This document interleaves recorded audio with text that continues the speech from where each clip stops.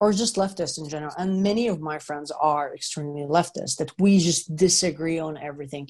They don't read anything I do. They don't watch anything I do because they literally think that I am a fascist, or that, like my friend, one of my best friends, she told me, "LUAI, we're never going to discuss politics again.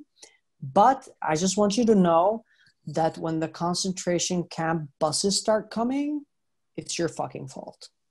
And then we never spoke about top politics again. So, Hi everyone, we're gonna have a great conversation here that combats many prejudice and stereotypes surrounding us immigrants. But first, let me quickly address an ever more alarming issue. YouTube is not the site it used to be, and the norm nowadays is notifications don't work for about half my audience. I urge you therefore to follow me on Gab, Odyssey, Minds, and BitChute, where Shadowban doesn't exist and people can actually keep up to date with my work. I'll also have a mailing list ready soon on my website, so make sure to bookmark that as well. And if you want to make sure my work continues, you can support me on Subscribestar or Patreon for as little as $1 a month. I got the juicy perks. Enjoy the video. Some of you might remember him. Well, most of you should remember him from last time he was on my channel. I once again welcome LUAI AHMED on here, a refugee, political activist, and now published author. What's your new book about, and what made you want to write a book? it's a very personal book. In some aspects, it's quite private, but I feel comfortable writing. I feel super comfortable writing, and I write things that I don't usually talk about. I write my inner thoughts that I wouldn't usually talk about with my friends and stuff like that. So I felt like moving from one, it's called asylum because I usually say that I sought asylum at an asylum house, which is what I came to realize what Sweden was. And the book is pretty much about that paradoxical move from the third world to the first world. And I pretty much go through how I, as someone who fled away from Islam, needed Sweden to protect me and needed Sweden to stand on my side pretty much against Islamism and Islam and the Middle East pretty much. But it turns out that Swedes love Islamism and love Islam and hate people who criticize these things. And there is this psychosis of the Swedish society that I talk about, and how the word Islam, the word immigration, are kind of like the new Jesus in Christianity, and how Swedes stopped being religious, but they pretty much replaced religion with a new religion of being equal and nice and good and virtue signaling. And through that, they pretty much destroyed their country to a point where I, as well as many refugees who move here from the Middle East, plan on moving out of here. I can't stress enough how many of my friends who are Arab and just like me, ex-Muslims, they don't want to stay in Sweden anymore. They want to leave. They're like, this is an insane country. Swedes have completely lost it. And so asylum pretty much represents that, how I sought asylum at an asylum house. But it's very private, very personal, very deep. I wrote stories about my mom, her childhood, because you and I talked in the prior interview about how my mom just struggled with the Muslim community, struggled with trying to be herself, to live as a woman without having to wear the hijab. And she's a big deal in the Middle East too. I mean, you speak of her as a pretty important, influential political figure, one would say. She is. She really is a big. In 2014, she was awarded the Arab Woman of the Year award by Takrim in Morocco, and in 2017, she received an honorary PhD by Toronto University in Canada. So there are many international organizations and universities and the UN and the European Union. They do love my mom because my mom is very politically correct. She talks about Islamism, not Islam. She talks about women's rights, not how Islam affects women's rights. And she's always tried to push the feminist agenda and human rights agenda in a very light milk kind of way, because that's the only way you can do it in the Middle East. You have to be a hypocrite. You have to talk from a very light perspective. So I wrote about my mom and my family, and the first chapter is pretty much about the decision of me coming to Sweden. It's about, the first chapter is pretty much me before coming to Sweden, how I was still in Yemen, being a revolutionary activist, wanting to implement equality and women's rights in Yemen, and just following my mom's footsteps pretty much. And how suddenly a decision came up for me to come to Sweden, and it wasn't mine. And I explained that in the first chapter. And the second chapter is called Room 12, which is the refugee room that I lived in upon arriving here and beginning to realize that Sweden is an asylum house, pretty much. And this is something I found interesting because I read your book and it's really, really good. I urge everyone to order a copy. It's out right now in English, in fact. You really put a finger on something that I have for a long time called cultural autism, namely this Swedish culture of political correctness and introversion, which ends up having really weird effects. For one, you talk about how it was easy for you to think that Swedish people are racist because they just act super awkward towards you. Takes you a few years usually to figure out that they're that way towards each other as well. So it's not just a skin color thing. But another thing was how this, how there's like this cultural expectation where, you know, it takes on a really weird result when it's manifested through politics, because it's like they're aware of their global reputation. And so they expect you, they take on this weird elitist attitude and kind of expect you to, like, of course you want to be like the Swedish people. Of course you want to be like us. And they think that's going to be enough, you know, to just, for Sweden to have a nice reputation, and that's it. And everyone who comes here will want to be Swedish. But a common thing in our public political debate is to often see Swedish people denying the fact that there even is a Swedish culture, that there even is anything Swedish, and it ends up having a really weird effect on the politics of the country and the integration aspect, because it also leads to what you were describing, no social introduction classes for refugees whatsoever. They just put people up in the same place together and they're left alone. There's no practical exposure of the Swedish nature, the Swedish values, the Swedish lifestyle. And I think you captured this quite well. So why don't you talk about the confusion that creates in many refugees and potentially how it can transform into aggression? I think because like I told you, the book is also a collection of other stories. Like in the chapter, statistically speaking, I brought stories of different refugees that I encountered that struggled trying to integrate in Sweden.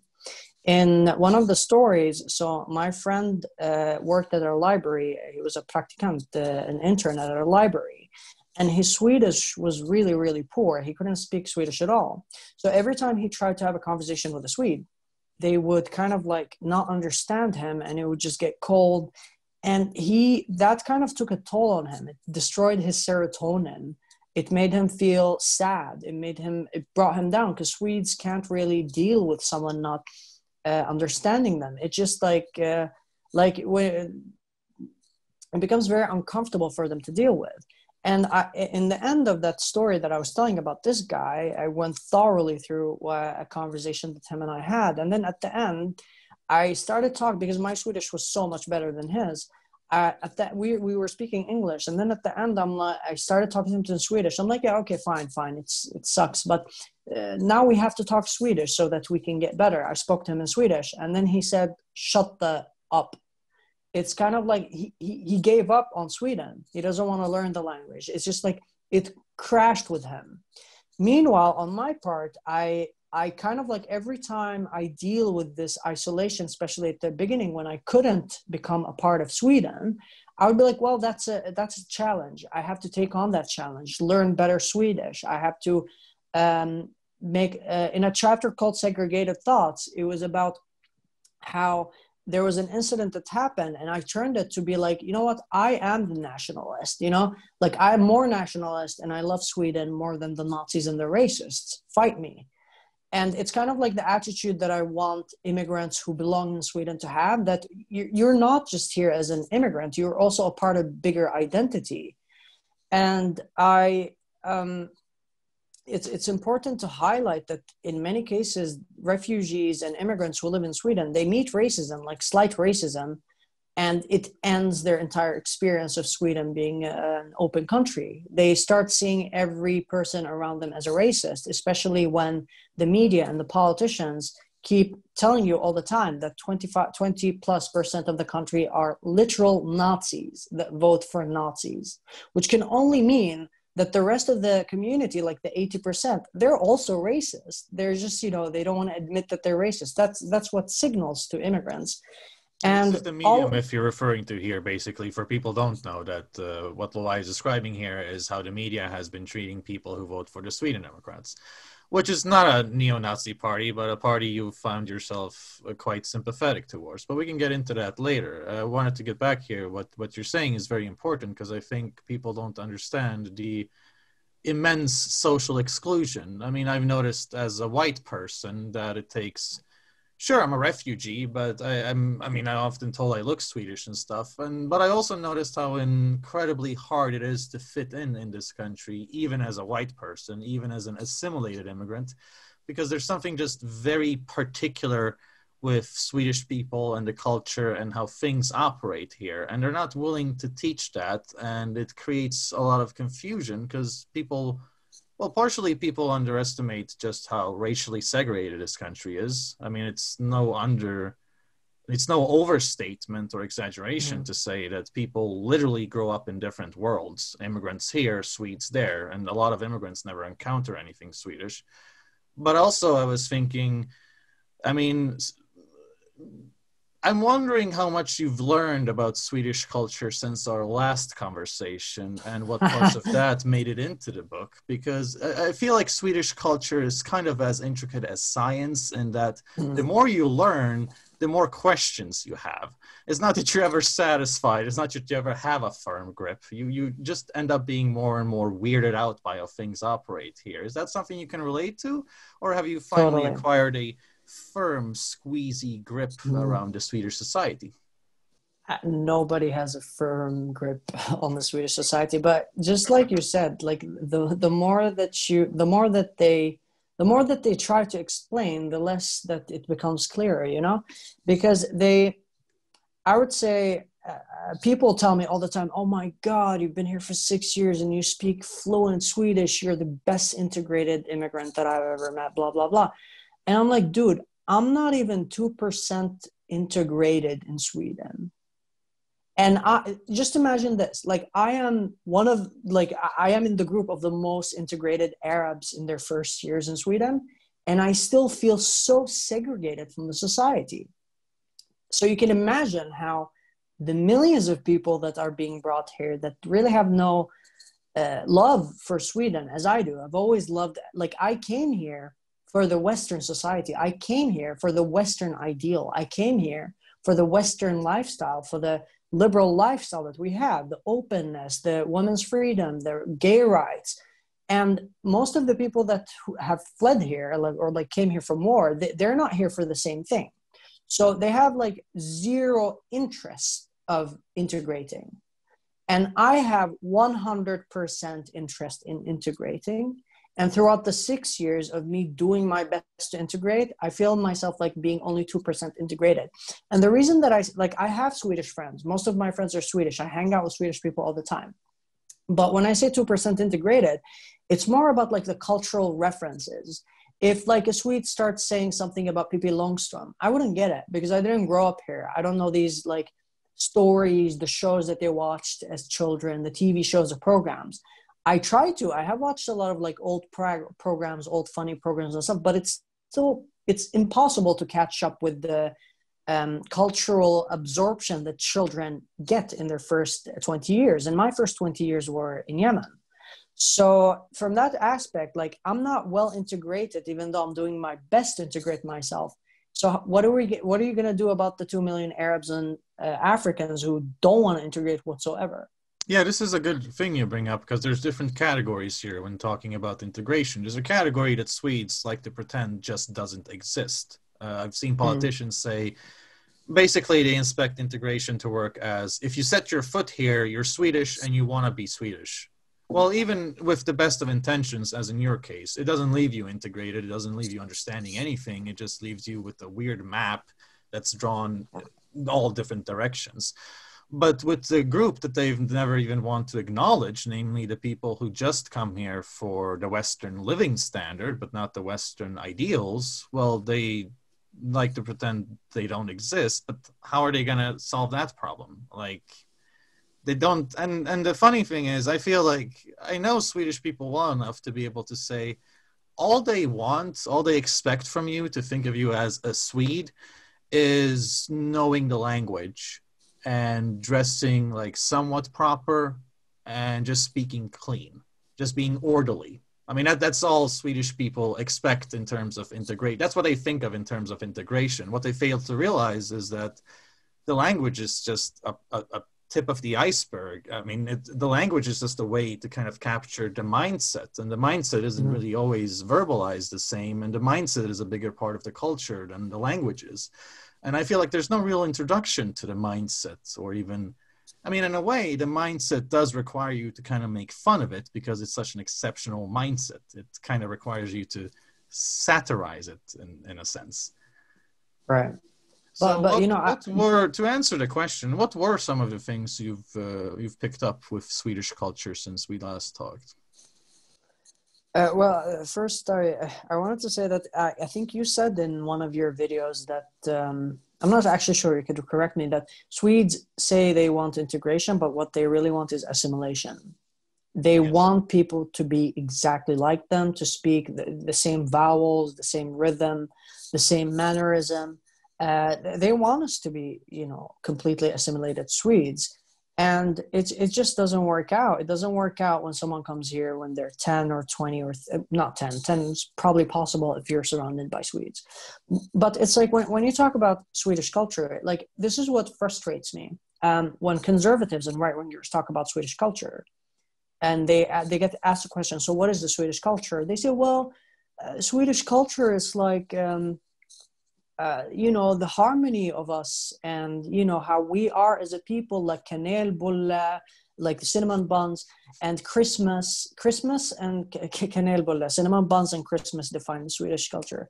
And I think that's where they exactly missed the mark, because the Swedish culture is the language. It's the language and it's the people, the ethnic people. It's these people who have birthed out the culture that we have today, and their inability to just admit this, that it's the ethnic groups that create the cultures. And in Sweden we have a very Swedish hating state and a Swedish hating politics and Swedish hating laws, like the law of hets mot folkgrupp, that if a Swedish person writes something about Arabs, they get fined, and if an Arab writes whatever they want about Swedes, not a single thing happens.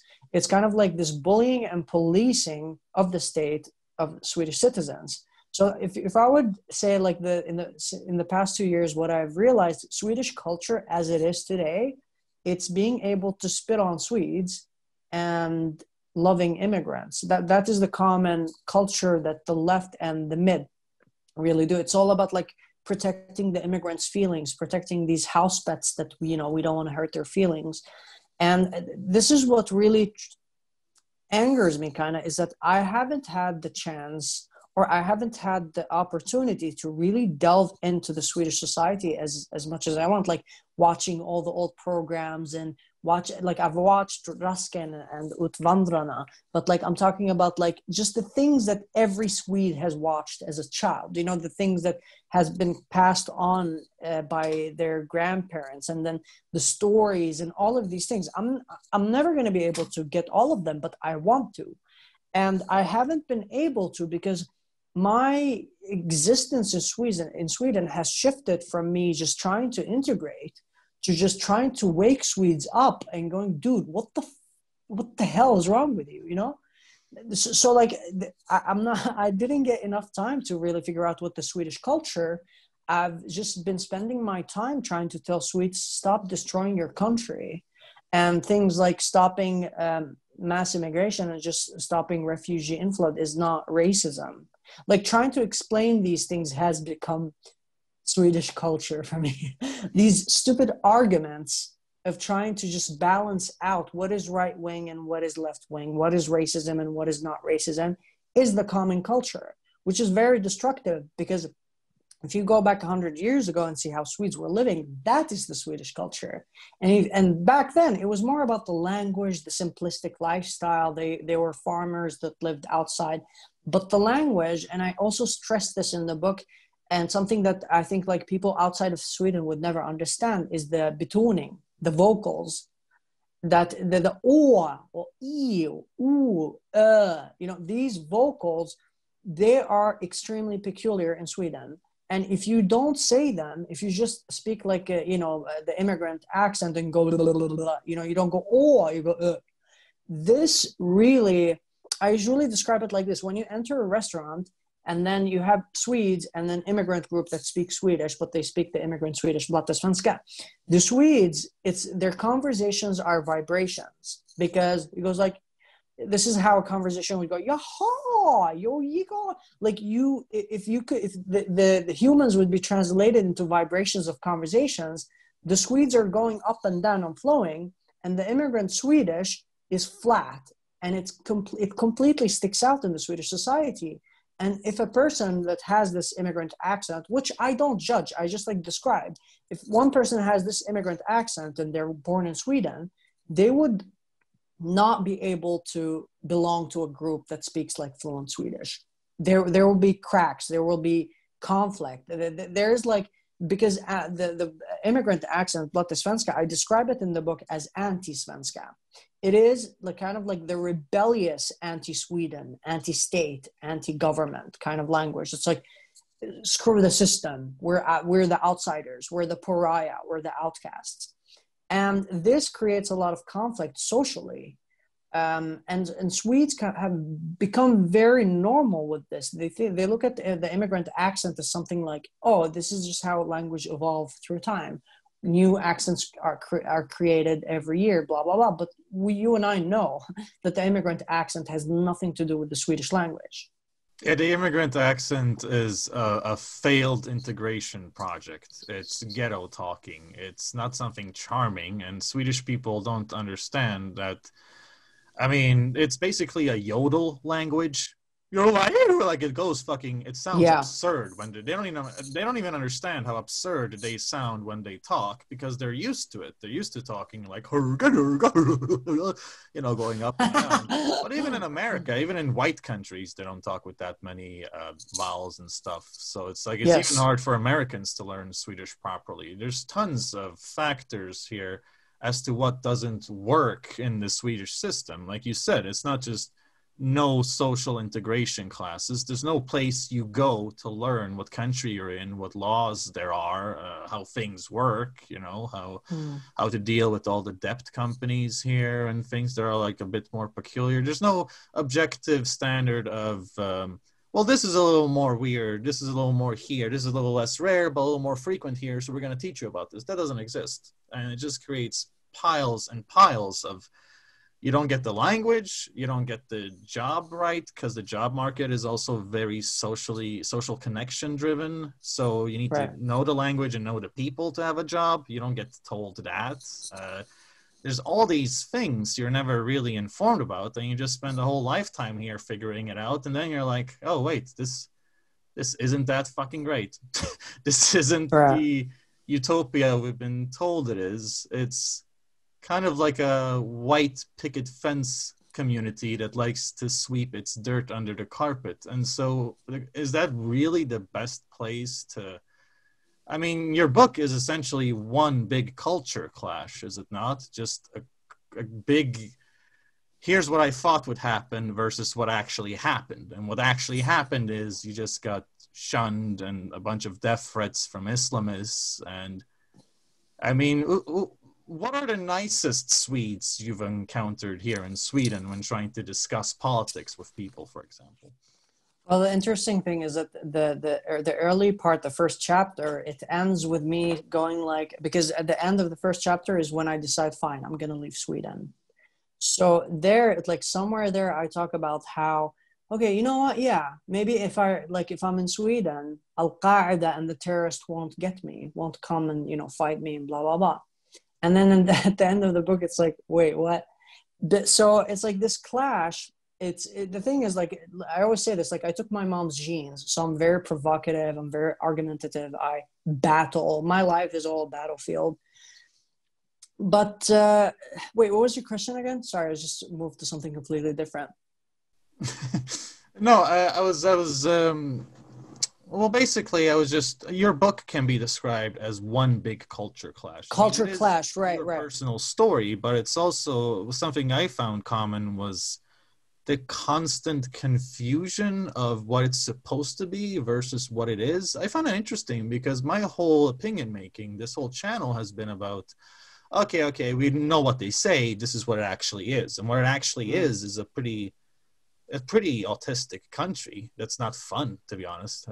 Fun is not something Swedes know very much about, and it's hard. I mean, integration is really hard. I feel genuinely bad for all the refugees that come here and just kind of end up in a broken system and exclusion. These are people who are spending their life savings giving it to some human smuggler, and the human smuggler sounds exactly like our Swedish politicians. They're spouting all the exact same nice utopian talking points, and I'm just like, at what point does this become abusive? Because I know for a fact you're not getting all these people to come here and actually giving them a big house, a job, and all this stuff. You're giving them a ghetto. So like, what should be defined as niceness here?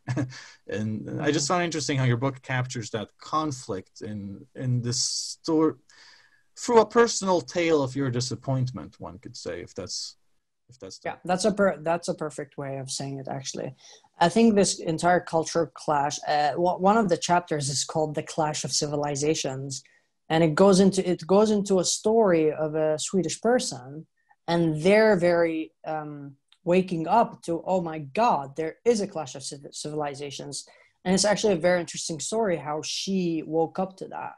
But and it's kind of like I remember once I said like Sweden has married Islam, like it really married Islam, and now it's in a committed relationship, and if it's gonna have a divorce, then it's gonna be a really ugly divorce because there was no prenup. And the person that I told this to was laughing, and then he said, "It was like, LUAI, no, Islam didn't marry Sweden. Islam raped Sweden." Well, I mean, you can't really rape the willing, can you? They kind of invited it in with open legs and with a lot of hatred towards their own. I found it interesting you noticed the ethnomasochism with Swedish culture, which is like, yeah, it's very typical to deny that you're Swedish and at the same time hate everything that's Swedish and describe it as some kind of old-timey fascism, blah, blah, blah. Like, overcompensation is terribly Swedish. Right. I always blame Swedes, and like when I write on social media, I'm like, what are you doing? Stop being stupid. It's okay, take back your country. This is your country. Like, you have to have nationalism if you want people to be immigrants and integrate. Otherwise, you don't have immigrants. You just have people who are outside of the country, and you have like massive criminality that's born out of it. But I mean, it's interesting how like people say blame Swedes for being stupid and giving consent. We had like an interesting argument about that because I don't think that Sweden gave consent. I agree with the person that Islam is more so raped than married to Islam, because Swedes never knew what Islam was. They never knew what they were marrying into, and the media, the person who presented Islam to them, gave them the images of Mustafa Panshiri and Hanif Bali. Like, these are just as Swedish as any other Swede. They speak fluent Swedish, have the same values that we have. And if you look at any brown person and say that they're not Mustafa and Navid Modiri, then you're an absolute racist because you're judging them based on their color. And I think this waking up where they realized, wait, this is actually something is not working out, has been a very slow and steady waking up. And it's like, it kind of feels too late because, like we said, that there must be a divorce sometime down the line. And that divorce is going to be pretty ugly. And it scares me how our prime minister, who is a social democrat, says, we will never, ever criticize Islam. Islam is a religion. I'm not sure if he said Islam is a religion of peace, but Islam, he said something. He complimented Islam and said we would never criticize it, we respect it, blah, blah, blah. Yeah, that was in the context of Saudi Arabia, nonetheless, when commenting Saudi-Sweden geopolitical relations. So he was talking about Saudi Islam even when he said he's never going to criticize Islam. Why do you have to piss me off? Anyway, so... And then like yesterday, was it yesterday? It was just a few days ago, the social democratic immigration minister in Denmark, our sister country, goes out and says we will have zero refugee intake, and Islam has to fit into Denmark. Denmark is not going to fit into Islam. And it was a very strong statement of, if you don't like that Denmark is not an Islamic country, then leave. And that is based also upon the fact that they've done their research. They have research. They know how many Muslims want to have Sharia. They know how many Muslims that have tendencies. They do these ethnic researches. In Sweden, everything is racist, like you say in your first video. And welcome to Sweden. Literally everything is racist. You and I have spoken about this before, how there's a very valid stereotype of Europeans, specifically Western Europeans, but more specifically Germanic Northern European people, the Swedes especially then.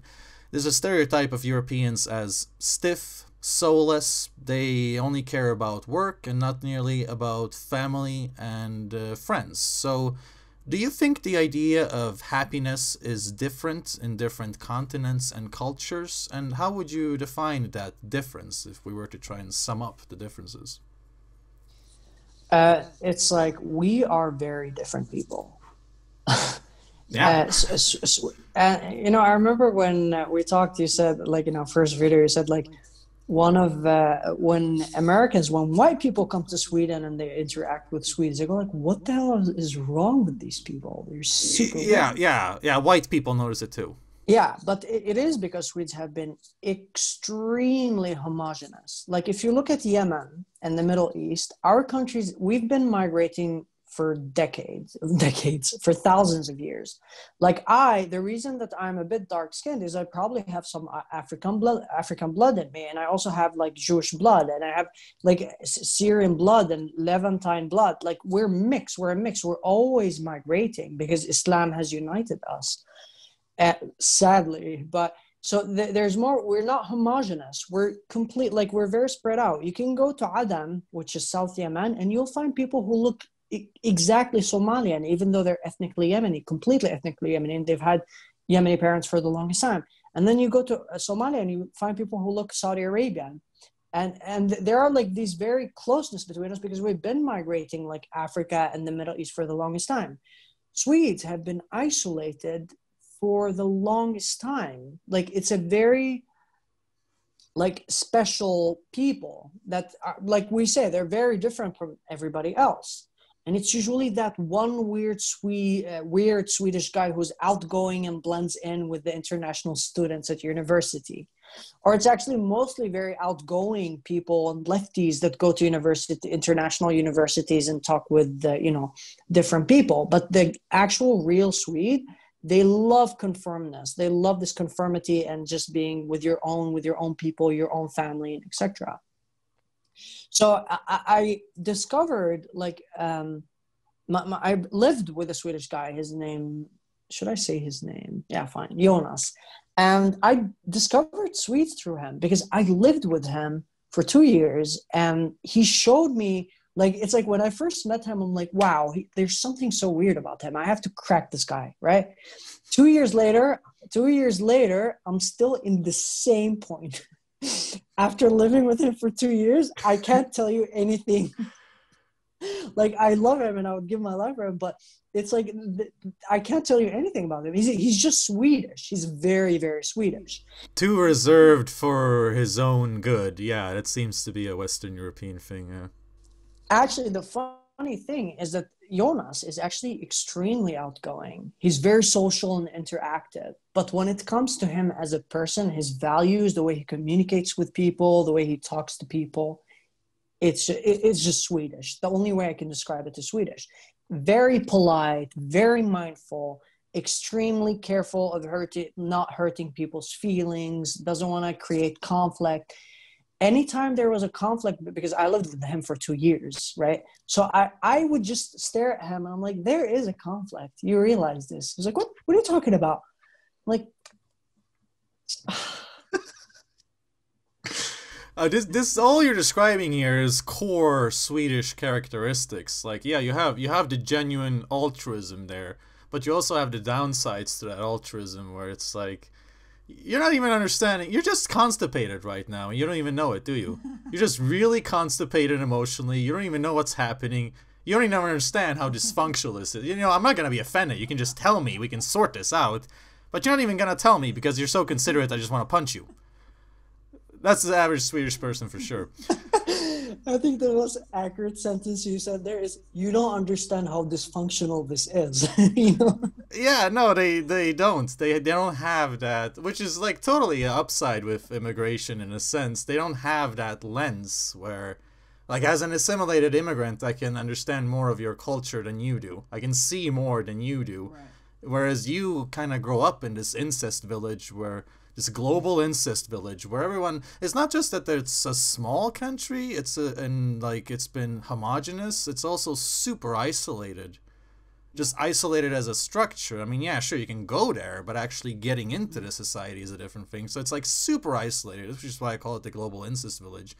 And it kind of rubs off on the people, so they end up being pretty clueless. They end up being pretty, like, self-distance is something they really struggle with. When I hear immigrant Swedish, it's unbelievably resemblant of many aspects of the Arabic language. And the reason why, like that celebrity Philip Dickman, for example, he was in an interview, and interestingly, he said he arrived in a class full of Swedes and everybody talked fluent Swedish, right? And he started going, and now he's like a celebrity with like hundreds of thousands of followers, but he didn't speak Swedish like Swedish. He started speaking immigrant accent. And then when Navid asked him, he was like, yeah, but wait, let me stop you there. Why did you not want to speak Swedish? Why did you decide not to learn the language? And then he said this, he was like, no, because I just felt like I don't want to please them. And it's about a power structure that is coupled with inferiority complex, is that you come here and you know that your country and your people have failed, right? And you have to come here and you know that the new environment that you're in is more successful and the people thrive better here. And the inferiority complex comes there because if you get bullied by one Swedish guy in class, then you're going to hate all of Swedishness like Philip Dickman did. And he was like, no, I'm not going to please you. Jag kommer att prata svenska som jag vill. And they start talking Swedish in Arabic because they want to cling to that little bit of identity that they have, knowing that our cultures.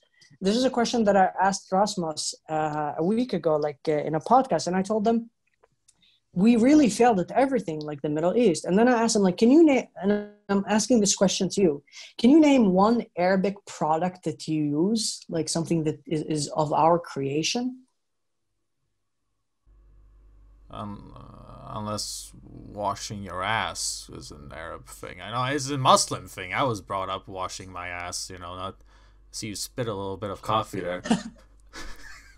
I mean, that's not what I meant. Swedish people don't wash their ass with their hands. They don't have a little cup that they do it with. They just kind of wipe and they're done. But as a Muslim boy, I was taught to, wash your feet, wash your ass, be clean. Washing your ass is not a product.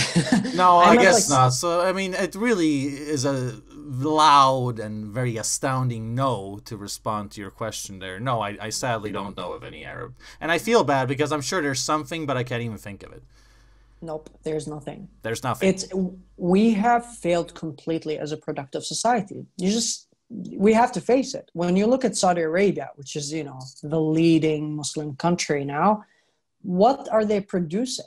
They're literally just selling their oil and trying to keep up with the international market, and they're entering new tactics And this, law of them allowing women to drive, it's only so that when foreign women come, they'll be able to drive and feel more free to be tourists in Saudi Arabia.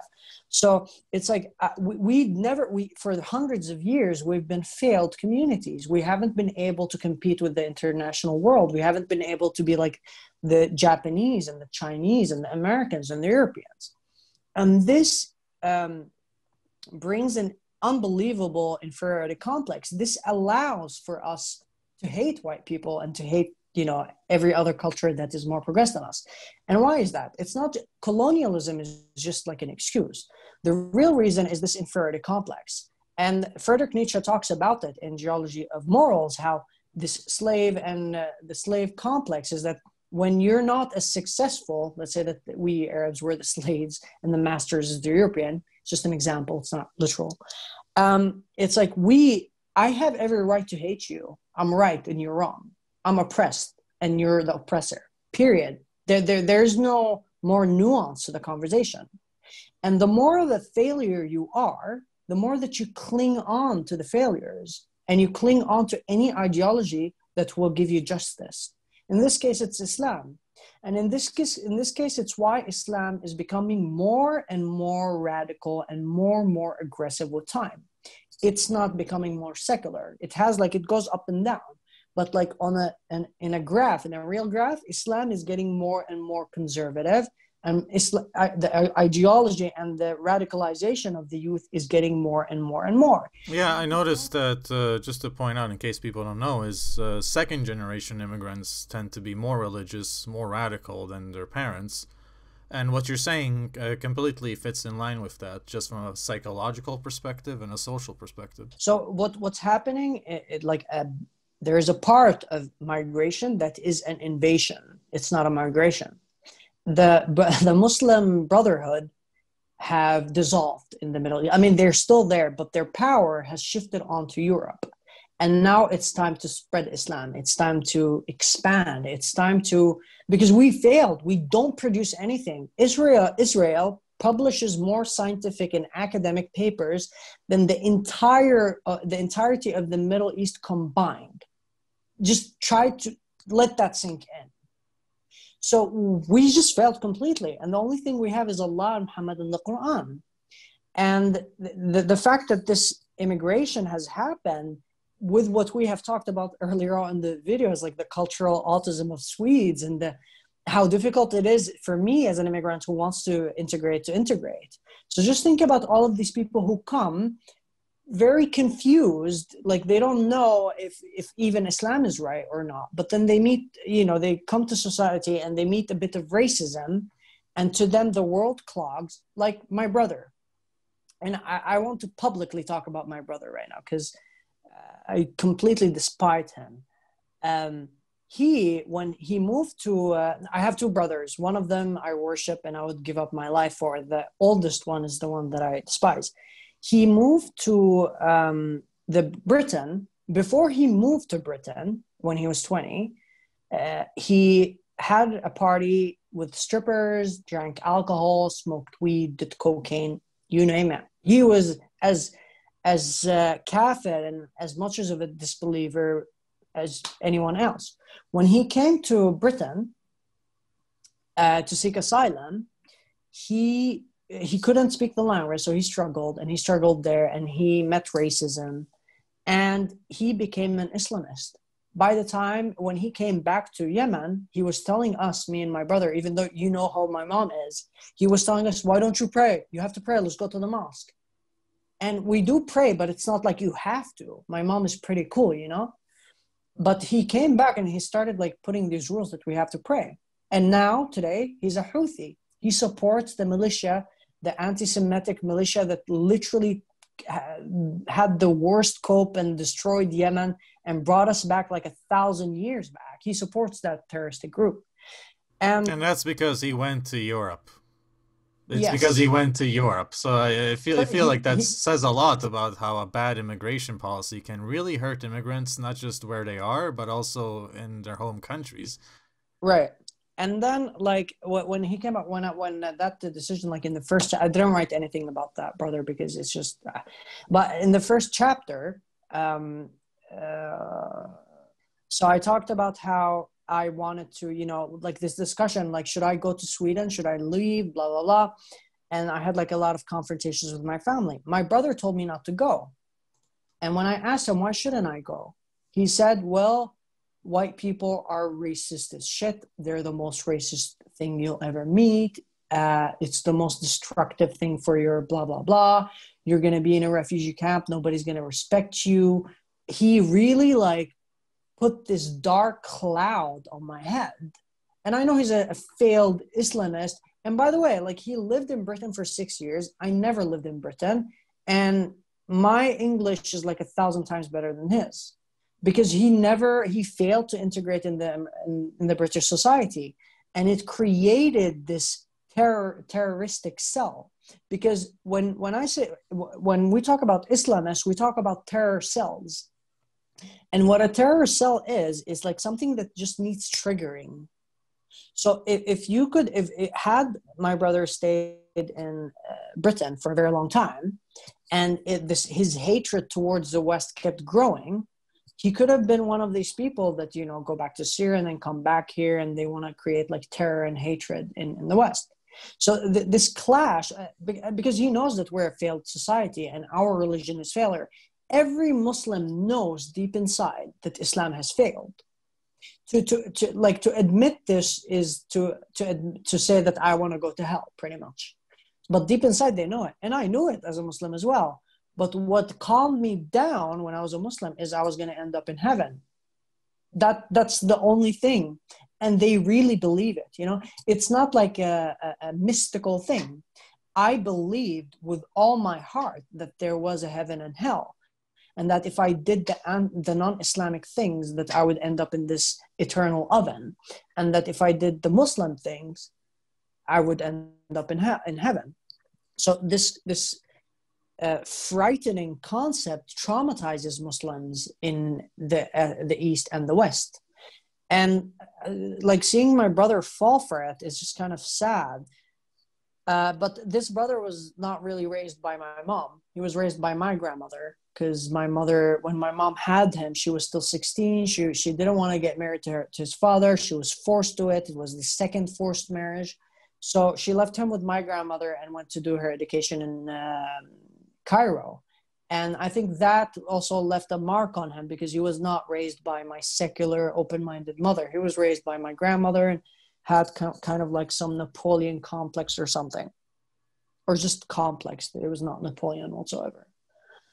So it's like, yeah, you are, it's like what the politics or the policies of today that the Swedish government is implying is sowing like radical Islamists and radical right-wingers and radical left-wingers. Like the only things that are being watered today, it's extremism, leftist extremism and rightist extremism.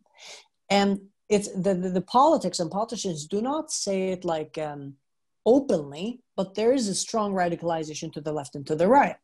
And I would say that the radicalization of the far right is not by SD, the so-called racist party. In fact, SD is kind of working this racist party. It works as an unradicalizer of the society. Because if you didn't have a country, a political party like SD that talks about the important issues of Sweden, then Swedes would, like the anxiety and anger of the Swedes would go over the roof, and you would see terror attacks everywhere. So this kind of like SD and kind of like, no, this discussion is actually valid, and Swedes' feelings about their countries is valid, because the Swedish state has been psychologically bullying Swedes for the past, ever since I was here. So I've been noticing this bullying of Swedes and undermining their country, undermining their culture. Like last Christmas, I think it was last Christmas, what happened was there was a Christmas tree and the Swedish flag over the over the tree, and the host kept like taking it down on Christmas. It's kind of like, what are you saying? It's like you already call people who hold the Swedish flag racist. You already call people who say they want to have a safe Sweden racist and Nazi. You call everybody who goes against the Jantelagen, or the Swedish religion of conformity, a racist and Nazi. So SD has been a very healing party for the Swedish society. And I can also say that what you're saying is backed up by two scientists who, in Norway, they were looking at why does Sweden stand out so much with right-wing extremist murders per capita. Sweden has had the most of all of Western Europe the past 25 years. And they looked at that and they saw that there was a toxic combination of high immigration and no discussion of this immigration, meaning that anyone who wants to oppose what's being done ends up becoming naturally radicalized just because there's no alternatives. So when you have like just a regular conservative party pop up as the alternative there, like you said, that has been proven to work as some kind of mediator, because it's far more dangerous not to give people any understanding, any vent for their ugly thoughts and feelings whatsoever. I think you and I both have noticed how a lot of people stop being racist when they come across us. It is true. Like, we've talked about this, you and I. Like, we've had like Nazis who say, dude, I was a Nazi, but then I discovered you and now I'm less Nazi. Exactly. I've had that happen. And often it's referred with reference to the humor in my videos as well. Right.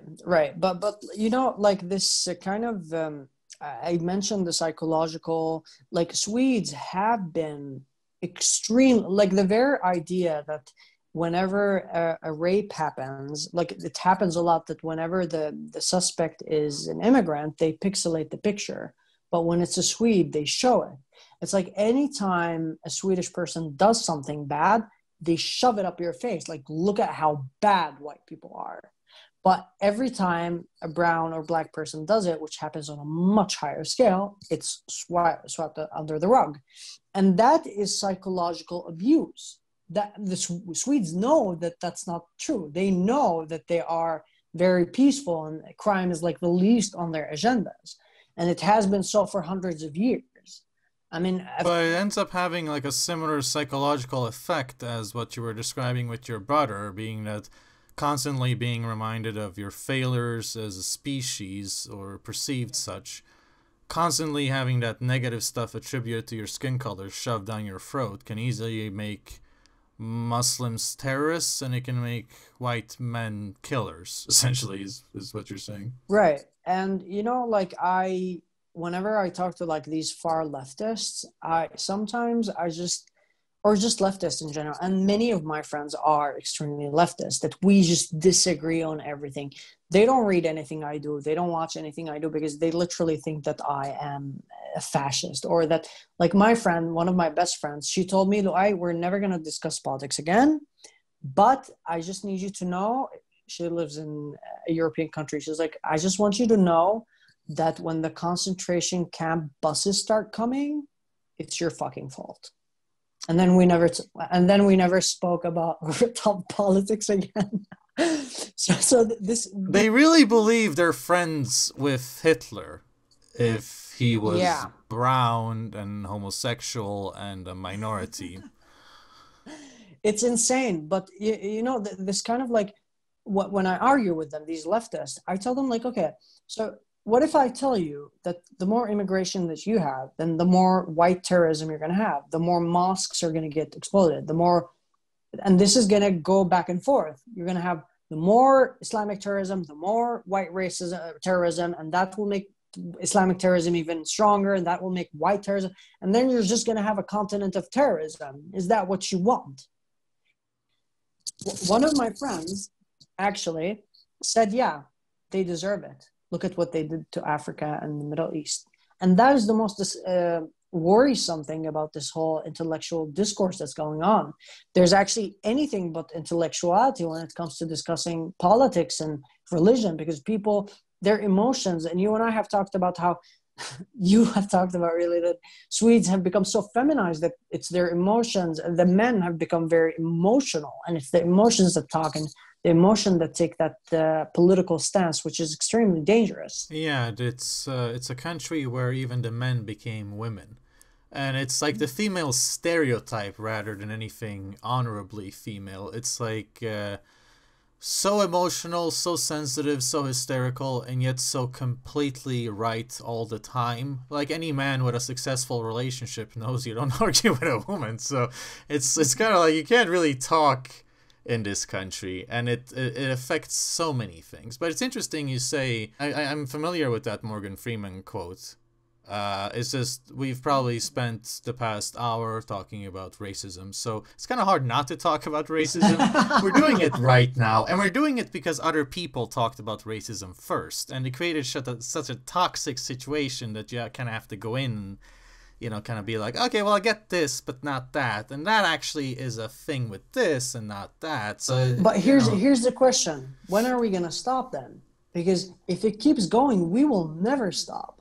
Because, for example, take America. They a lot of people on the left and blacks want reparations.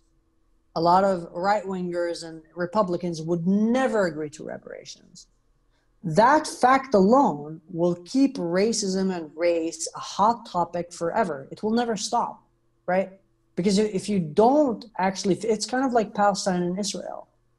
Israel doesn't want to give up Israel, and Palestinians want the Jews to leave or to get killed. So it's like it has to be discussed, and it will keep on going. It's like it's a never-ending conflict. And who are the people who benefit out of this conflict? If you think of the question, who takes the Twitter mob seriously? Well, journalists do, and people take journalists seriously, so that gets projected onto the whole population. But if people learn to stop taking journalists seriously, get their own information, you kind of cut off a huge chunk of the destructive middle hand for information. I feel like this probably should be talked about, maybe always, but it should be talked about in a constructive way, and you can kind of feel who's just looking to shit on a skin color and attribute historical guilt, and who's like asking questions, being like open-ended in their statements, being like, okay, well, this is how I feel, this is how this makes me feel, what can we do about this? Like, that's a whole other conversation to have, other than the whole you're white, get down and apologize, and then we can talk maybe. Like, those two, I feel like people need to take control of their consumption habits and consume the platform which has the best conversations, and eventually you'll just kind of bully out the media through market mechanisms with time.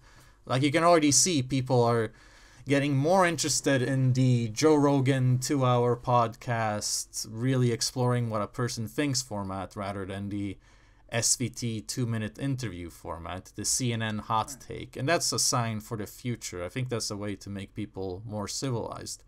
Absolutely.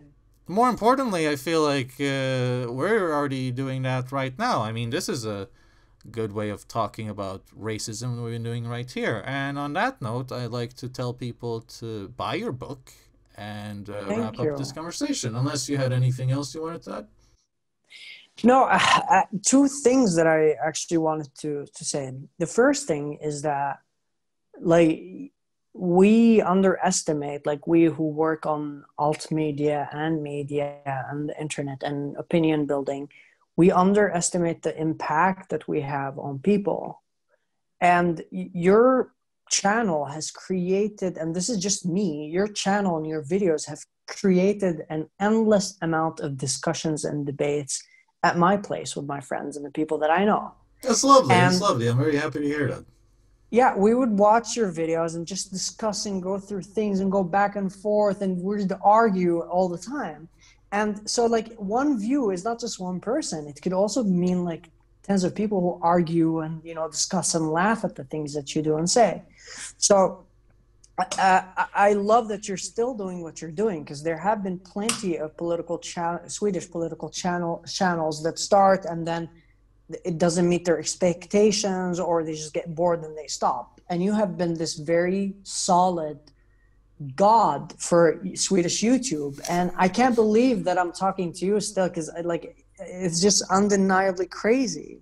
But another thing that I wanted to say is that we talked. Well, thanks, LUAI. I just have to say it's very lovely to hear that, and I think very highly of you as well. No, thank you. You don't have to thank me. But another thing is that we usually talk about how Swedes are scared of they don't dare to speak up because they're scared of losing family, they're scared of losing friends, they're scared of losing etc. Mm-hmm. And it's like, I find that to be just a sign of cowardness more than anything.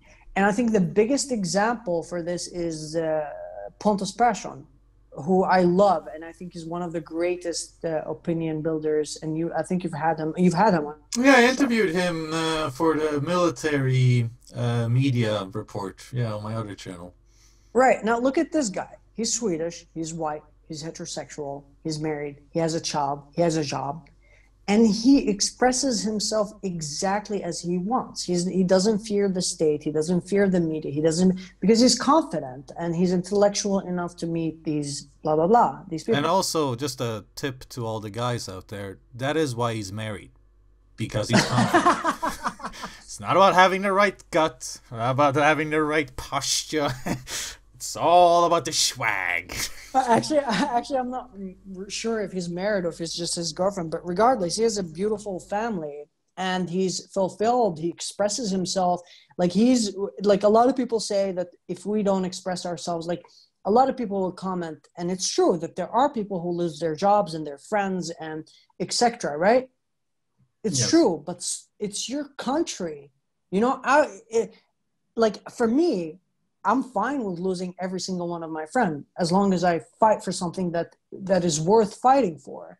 And the thing is, you have inspired me, and I've told you this, to start my channel, be more outspoken. And I'm sure that Pontus is inspiring a lot of other Swedes to do the same and not fear this like lynch mob of the left and the media. So I just wanted to thank you and thank people like Pontus Persson for the job that you do, because it's like a chain reaction of inspiration and opening conversations and discussions. It's like now, it's like when people talk about migration and they say stuff, it's like there's not a single thing that is being said right now that an Ari Blattetaler hasn't said, you know? It's like everything is just being repeated, and he has said it in a much funnier and interesting way a long time ago. But now it's like adding more to the conversation, having it become healthier. But I also find it hard at the same time because the Swedes are so radicalized to the left that if you just say Islam is bad, you're a fascist, which is why I'm happy that you had me on your show so that I can explain that, you know, Islam is not a race. I left Islam and I wasn't ethnically Muslim then, and I'm not non-ethnically Muslim now. So like, yeah, I just wanted to thank you for having me, and just to be such a big inspiration for many Swedes who, like I said, fear losing their job and stuff. You've been like this big part of ventilation for so many people and for myself. So thank you. Thanks a lot. That's lovely to hear, and it's always been the desired effect. And I feel like you're part of that equation now too, because you're carrying it on. You're talking. You have an amazing book out, and I can tell you're a very sharp debater. You have a future in this, so it's just amazing to know that you're somehow a part of that. And I feel like there's a strength in numbers that Swedish people tend to underestimate. They're brought up to think very collectivist, but you know it's. Like you said, there's a radical opposition, there's a left, it's hard to talk without hearing ugly things, but you just give it, I don't know, make sure that what you're saying is backed up by a source. You just wait for 3 years and then you can go, I told you so. It's like, yeah, it sucks for the moment, but you end up actually making I remember you saying that you even thought I was racist when you first came to Sweden. So it's a common reaction that a lot of people have. And it's like a reaction created by the media, created by the environment. It takes a while to unplug people, so you just have to kind of put up with it. Just put up with it for a while, and sooner or later, more and more structures start crumbling because more and more individuals just kind of take after and start realizing that, I mean, you either live in constant fear because you're not being yourself, because you're just hiding who you are, hiding who you think, what you want to do, you know, what you feel. You're either hiding that your entire life, and then you die with anxiety on your deathbed because you just spent your life on other people's expectations, or you suffer because you are yourself, and it's a lot more rewarding suffering. I think the key problem is people just try to avoid the suffering altogether, which is what you would expect a peace-damaged people to do. But they do need individuals to tell them that, yeah, you're not getting anywhere with that. You don't develop a ball sack that way. I always hear "peace damaged" in Swedish, so when you said it now in English, it took me a time to process it, a while to process it. But yeah, it's absolutely true. So thanks for being on my channel. Thanks for speaking out, and I really hope more and more people buy your book. That's a beautiful cover there. You think so? Yes. Someone told me that I look like a homosexual singer. Well, you are homosexual. I guess the only thing that's lacking is a little bit of singing. No, but like and you remarked this as well, that it looks like a very leftist book. It's like it says asylum, seeking asylum, and a paradoxical journey from Sharia to Rainbow Sweden. Rainbow Sweden. Yeah, like they really made you look like a refugee poet or something. Right? Like that. Yeah, that is true. And I'm glad that it looks that way, because like there are elements in the book that are kind of like take notes from the left, that like, you know, when it comes to anti-racism, I am anti-racist, and that's why I love Swedish people.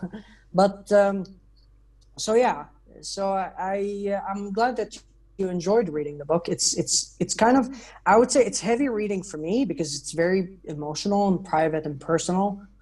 But everyone who I've sent a book with, you included, said that they really enjoyed it. So I'm really happy that it's getting a positive reaction, even though it's the first book that I write, because, you know, I'm writing so many more other books that I find more interesting. But I thank you so much. And yeah. Well, I have to say that, yes, it is personal. It is quite a heavy read, but it's also very easy to take in, very easy to go through, and there's a lot of interesting observations. It's still done in a way that's like taking you through an objective journey for the asylum process. I feel like it's an important book, and I hope it does well. And I hope to see you with the YouTube channel soon. Now, you'll see me doing other stuff, and you'll, of course, you're like on top of the list of the people that you will be invited to whatever I'm going to be doing in the coming few months. So thank you so much, like every time, like now I've become, like first time I spoke to you, I was shaking and sweating because I was fangirling as hell. But now I can breathe. Well, now good. It's easier. Good, you should breathe. Well, it's lovely talking to you, and I look forward to next time. Until then, have a great time. You too. Thank you so much. Like, share, and subscribe. I used to say that all the time on YouTube, but now I don't get to. But I'm gonna take that like, share, and subscribe, zoom it in, and just put it at the end. It's gonna be perfect. Super.